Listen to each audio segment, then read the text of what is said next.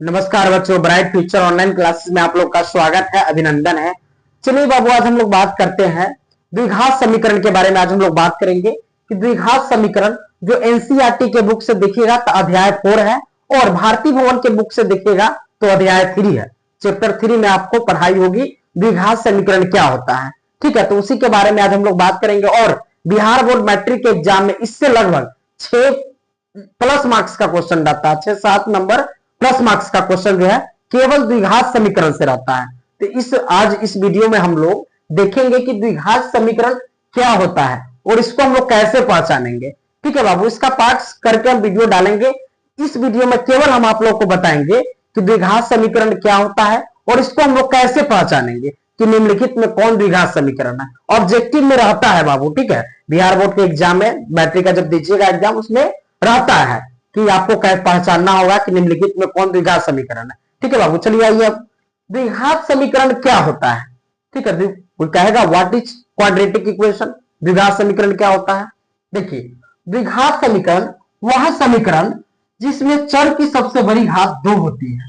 वह समीकरण हम लिख दिए कि आप लोग को समय का बचत हो, इसलिए वह समीकरण जिसमें चर की सबसे बड़ी घात कितनी होती है, 2 होती है, उसको हम लोग द्विघात समीकरण कहेंगे। वह समीकरण जिसमें चर की सबसे बड़ी घात, चर का मतलब समझते हैं ना बाबू, चर का मतलब हो गया एक्स वाई जेड वाला, एबीसीडी में जो एक्स वाई है उसके बारे में, एबीसीडी जितने हो तो चर के बारे में, ठीक है ना, एक्स वाई जेड ये सब जो हुआ चर मान हुआ। अचर का मतलब समझते हैं तो अकेले होता है, जो डिजिट हुआ मतलब नंबर 1 2 3 ये सब हमारा अचर पद होगा।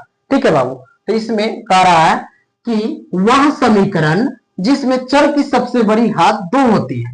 ठीक है, इसका सामान्य रूप हमारा होता है x square plus b x plus c. ये जो हमारा द्विघात समीकरण का सामान्य रूप हुआ वो x square plus b x plus c होगा।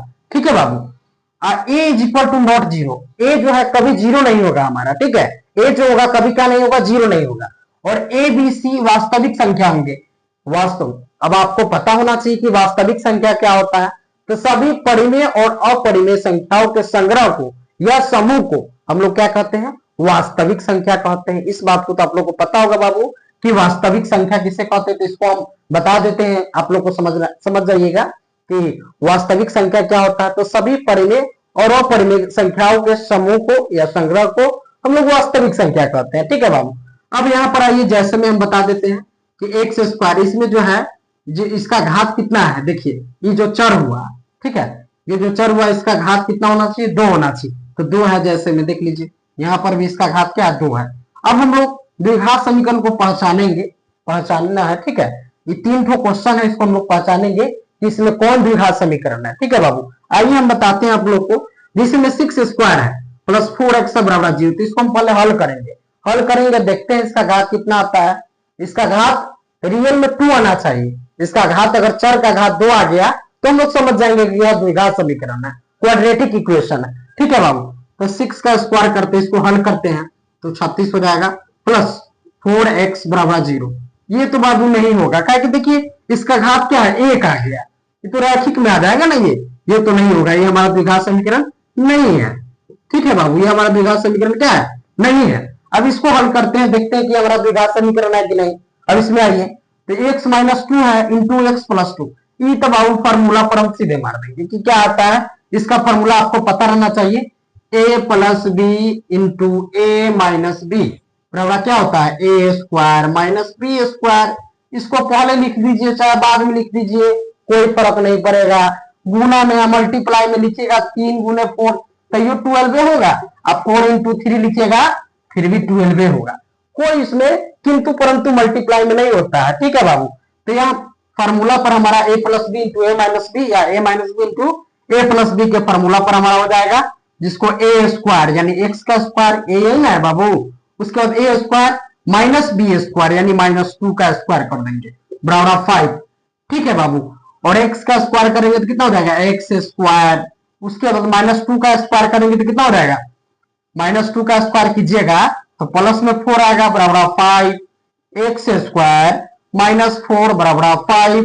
अब एक्स स्क्वायर -4, उसके बाद यहाँ प्लस में 5 है, इधर आएगा तो -5 बराबर 0।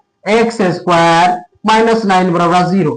क्या द्विघात समीकरण द्विघात समीकरण के रूप में आया, इसका घात 2 आया, चर का घात 2 आया।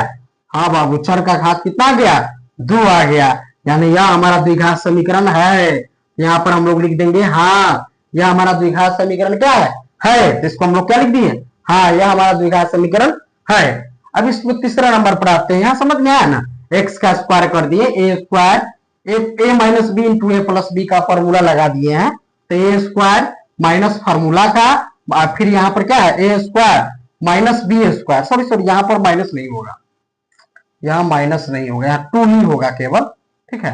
ए स्क्वायर माइनस बी स्क्वायर, तो बी कितना है हमारा? 2 है। तो ए स्क्वायर और 2 का स्क्वायर 4 हो गया, नहीं एक्स स्क्वायर माइनस 4 हो जाएगा, ठीक है। सेम है, खाली यहाँ पर माइनस नहीं होगा, ठीक है। अब यहाँ पर आइए, इसको हम एक्स इंटू एक्स प्लस 3 है बराबर एक्स स्क्वायर है, ये क्वेश्चन हमारा है।